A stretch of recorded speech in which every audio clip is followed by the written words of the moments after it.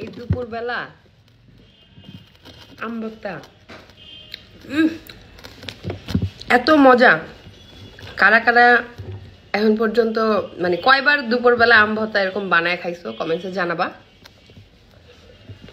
আম ভর্তা অনেক মজা হয়েছে, পার্লারের মেয়েরা বানাইছে, অনেক মজা হয়েছে। থ্যাংক ইউ খাওয়ানোর জন্য।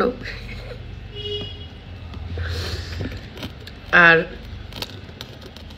আমি টক খাই না, তবে মাঝে মাঝে মানে কিছু জিনিস আসলে মিস করা উচিত না। এটার মধ্যে যে এই জিনিসটা, লাইভ আসবো ঠিক আধা ঘন্টা থেকে, এখন বাজে আড়াইটা না 3:30 4টার মধ্যে লাইভে চলে আসবো।